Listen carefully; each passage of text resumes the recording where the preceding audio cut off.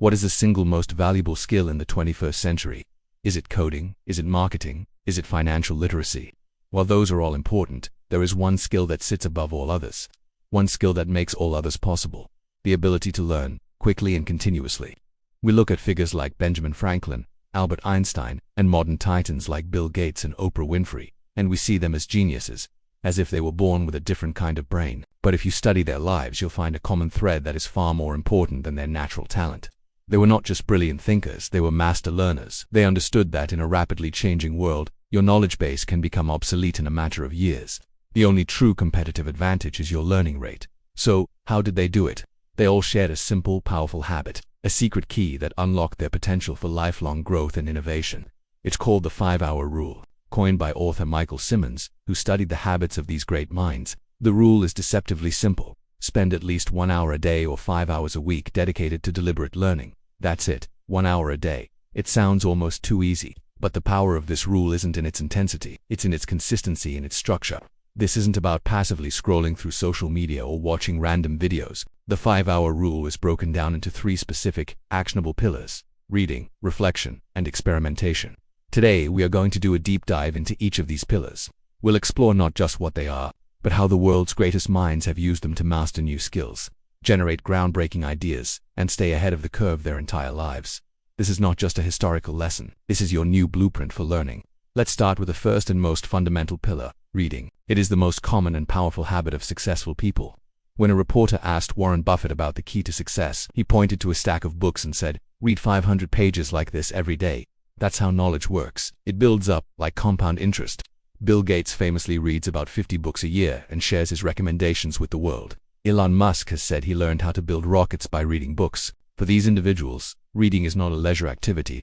They fit in if they have time. It is a core non-negotiable part of their work. But what they read is just as important. They don't just stick to their own field. They practice what is called cross-domain reading. They read widely across multiple disciplines. First, they read biographies to learn from the successes and, more importantly, the failures of the greatest figures in history. Second, they read about science and history to understand the fundamental principles that govern the world. And third, many of them, like Barack Obama, read fiction to improve their empathy and understand the complexities of the human condition. They understand that true innovation comes from connecting ideas from seemingly unrelated fields. So, how do you apply this? It's not just about the quantity of pages, but the quality of your reading. Don't just read to finish the book. Read to understand. One powerful technique is to actively engage with the text. Bill Gates is famous for writing notes in the margins of every book he reads, arguing with the author, asking questions. This turns passive reading into an active dialogue. Start small. Set a goal of 20 to 30 minutes of focused reading each day. Pick a book outside your comfort zone. Treat it with the same seriousness as a business meeting or a workout. This is your meeting with the greatest minds in history. The second pillar is where the real magic happens. This is what turns information into insight. Reflection. Reading fills your mind with raw material. Reflection is the process that forges that material into wisdom. In our modern world, we are drowning in information but starved of reflection. Our phones buzz, emails pour in, and we are constantly stimulated. This environment is the enemy of deep thought. Geniuses are fiercely protective of their time for reflection. Albert Einstein's famous thought experiments, where he would visualize riding on a beam of light, were a form of deep reflection. Bill Gates's legendary Think Weeks, where he retreats from the world with nothing but books and papers, are a testament to the power of uninterrupted thought. But you don't need to be a hermit to practice reflection. You can integrate it into your life in small, powerful ways. Try taking a 15-minute walk after reading a chapter, with no phone, and just ponder what you've learned. A more structured approach is the habit of journaling. At the end of the day, ask yourself a few simple questions in a notebook. What did I learn today? What surprised me and why? How does this connect to something I already know? What was my biggest mistake today, and what is the lesson? This act of writing forces your brain to retrieve and process information, which is scientifically proven to strengthen neural pathways and move knowledge into your long-term memory. Without reflection, you are just a library of unread books. With reflection, you become a wise curator of ideas. This leads us to the third and final pillar, the one that prevents you from becoming an armchair intellectual and turns knowledge into real-world skill.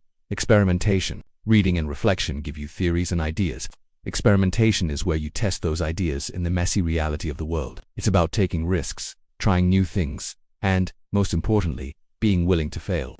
Benjamin Franklin was the ultimate master of this. He treated his life as a series of experiments. He would test his scientific hypotheses, like with his famous kite experiment, but he also ran personal experiments. like trying to master 13 different virtues and tracking his progress. Thomas Edison's entire career was built on this pillar. He famously said, "I have not failed. I've just found 10,000 ways that won't work." For him, every failure was simply a data point. The biggest obstacle to experimentation is our fear of failure. But geniuses reframe failure. It's not an endpoint. It's the goal of the experiment. The goal is to get feedback as quickly and cheaply as possible. So, how can you apply this? See your life as a laboratory. You can A/B test your habits. For example, this week I'll try waking up at 6 a.m. Next week, at 7 a.m. Which one results in higher productivity? If you want to learn a new skill, don't wait for the perfect plan. Start with a small, imperfect version or rapid prototype. If you want to become a better writer, start a blog and experiment with different styles. Don't just consume information. Actively apply it and see what happens.